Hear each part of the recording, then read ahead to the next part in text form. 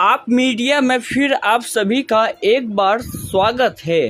पूरे बिहार सहित कई क्षेत्रों में लोकसभा चुनाव अलग अलग चरणों में किया जा रहा है। मिली जानकारी के मुताबिक आपको बताते चले कि मधुबनी लोकसभा प्रत्याशी वकार सिद्दीकी द्वारा जनसंपर्क कार्यक्रम रखा गया। मिली जानकारी के मुताबिक आप हमारे आप मीडिया चैनल के माध्यम से देख सकते हैं, लगातार वकार सिद्दीकी मधुबनी लोकसभा प्रत्याशी AIMIM के द्वारा लगातार क्षेत्र में भ्रमण किया जा रहा है और लोगों से समर्थन मांग रहा है। मिली जानकारी के मुताबिक आप हमारे आप मीडिया चैनल के माध्यम से देख सकते हैं। धन्यवाद। क्योंकि पार्टी जब से यहाँ आई है तब से मैं पार्टी से जुड़ा हुआ हूँ। पिछले 3 चुनाव पार्टी के लिए काम किया हूँ। तो सिर्फ आप लोगों के भरोसे और आप लोगों के सहारे मैंने जिम्मेदारी को ली कि आप लोग अगर साथ मेरे रहेंगे तो इंशाल्लाह कोई ताकत है नहीं। पिछले 75 सालों से हमने देखा कि राजद को, कांग्रेस को, जदयू को, तथा कथित सेकुलर पार्टियों को हमने वोट दिया है। सबने हमारा वोट किया है, लेकिन हमारे हक के लिए कोई नहीं लगा। आप देखिए, सड़क से लेकर सदन तक, छोटा मामला हो, बड़ा मामला हो, ट्रिपल तलाक हो, NRC हो, मॉब लिंचिंग हो, पहलू खान हो या तबरेज अंसारी हो, कोई भी मामला हो तो असदुद्दीन ओवैसी साहब से पूछो। अगर हमारी लड़ाई असदुद्दीन ओवैसी साहब लड़ेंगे तो हमारा फरीजा है कि हमारा वोट भी उन्हीं को जाना। आप देखिए कि हाजीपुर में गुलनाज को मार दिया जाता है, बलात्कार करके उनको जिंदा जला दिया जाता है, तो वहाँ भी 400 किलोमीटर दूर से अख्तरुल ईमान साहब जाते हैं।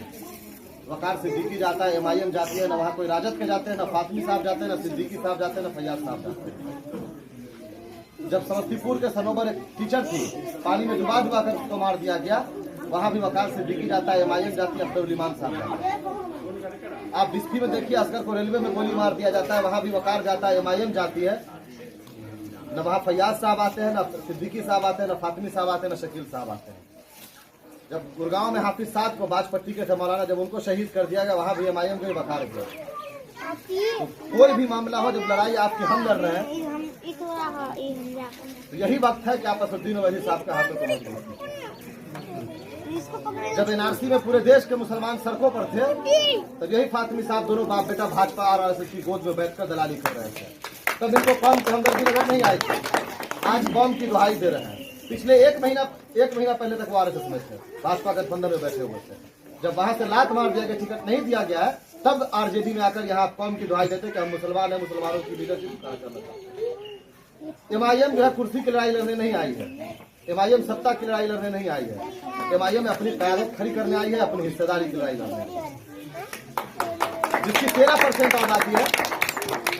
13% आबादी है, उसको 9 सीट दिया जाता है।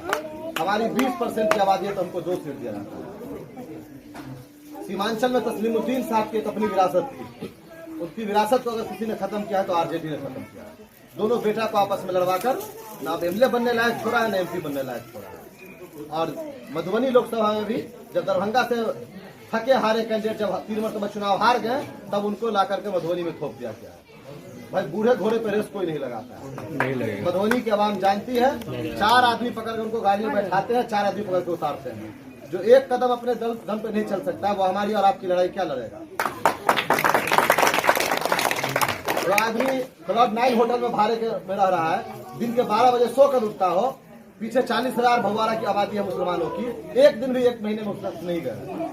लेकिन जिस दिन से आपका बेटा, आपका भाई MIM यहाँ से नॉमिनेशन किया है, गली गली घर घर जाकर दाढ़ी और हाथ पकड़ने जा पाइए हमको बोल रहे। कल गुत्थी में थे, वहाँ भी एक कांग्रेसी नेता थे, सामने आए, हम उनको बोले हम तो गांव के उस चौधरियों की भी इज्जत बढ़ा दी है, जिसको कल तक फातिमी साहब पूछ नहीं रहे थे, अब हमारी वजह से कम आपके दरवाजे पे आ रहे हैं। तो ये हाल हमारा है कि न कोई पूछता है। मलमल में उस दिन गए, मौलाना नदवी साहब है, वहाँ बड़े मदरसा है, वो चलाते हैं, बहुत अच्छी है। उनसे मुलाकात हुई तो वो बोले कि भावना झा और फातिमी साहब सब आए हुए थे। हाँ, चश्मे फैज। जब भावना झा बोली कि भाई मलमल बड़ी बस्ती है, आइए भोगली के गांव में मिल लीजिए, तो डायरेक्ट वही मंच को बोलते हैं कि मुसलमानों के यहाँ जाने की जरूरत नहीं है, वो जाएंगे तो कहाँ जाएंगे। तो भाई, जब मिथिलांचल की आवाम, खासकर मधुबनी लोकसभा के लोग मांग कर रहे थे असदुद्दीन ओवैसी साहब से कि अपनी एक सियासी ताकत को यहाँ लाइए, यहाँ अपना नुमाइंदा भेजिए। असदुद्दीन ओवैसी ने हम पर यह भरोसा करके आपको भेजा है। अब आप लोगों की जिम्मेदारी है कि उस भरोसे को मान सम्मान के साथ आप वापस उनको जब देखिए कि लोग कहते हैं कि आप बीजेपी की बी टीम है, बहुत सारी जगह जाते हैं तो बड़े बुजुर्ग ये कहते हैं कि भाई आप वोट काट रहे हैं। भाई 2019 में हमने एक सीट किशनगंज चुनाव लड़े लोकसभा, एक सीट लड़े वहां से कांग्रेस जीत गई। 39 सीट पे हम लोग नहीं लड़े, वहां से भाजपा जीत गई। भाई भाजपा के एजेंट कौन है, इससे साबित हो रहा है। जहाँ हम लड़े वहाँ कांग्रेस जीती, जहाँ हम नहीं लड़े वहाँ भाजपा जीती। पूर्णिया में तेजस्वी यादव खुले मन से कहता है या तो मुझे वोट दो या भाजपा को वोट दो। भाई भाजपा का वोट कौन काट रहा है, भाजपा का सपोर्ट कौन कर रहा है। बंगाल की एक सीट है बहरामपुर, वहाँ से यूसुफ पठान टीएमसी से चुनाव लड़ रहे हैं। अधिरंजन चौधरी 6 मरतबा से कांग्रेस के वहाँ से एमपी है। कल उनका बयान आता है कि या तो मुझे वोट दो या भाजपा को दो, यूसुफ पठान को बढ़ेंगे। भाई मुसलमान तुम्हारे बाप की जागीर है क्या, जो तुम्हारे कहने से भाजपा को देगा या तुमको देगा। मुसलमान भी अब समझ चुका है, हालात को देख लिया है, वो भी अब बेहतर समझ रहा है कि हमें कहाँ खड़ी होनी चाहिए। 2% सैनिक की आबादी है, उसको 3 सीट दिया जाता है। हेलीकॉप्टर में अपने बगल की कुर्सी दी जाती है, लेकिन वही बारी साहब को शर्म नहीं आती है, सीढ़ी के बगल में जाके खड़ा कर दिया जाता है। कुशवाहा की अपनी पार्टी है, सनफ मल्लाह की पार्टी है, सनफ कुशवाहा है, सनफ यादव है, तो भाई सनफ मुसलमान क्यों नहीं हो सकता है। हमारी भी अपनी एक सियासी ताकत होगी जो हमारी हक की लड़ाई लड़ेगी। तो इसलिए हम आप लोगों के बीच आए हैं। ये क्षेत्र बहुत बड़ा है, हर जगह जाना बहुत मुश्किल है, तो आप लोग यहाँ हमारी नुमाइंदगी करें। असदुद्दीन ओवैसी साहब के पैगाम को घर घर तक पहुँचाएं और 8 नंबर पर पतंग छाप है, वोट दे और कामयाब बनाए।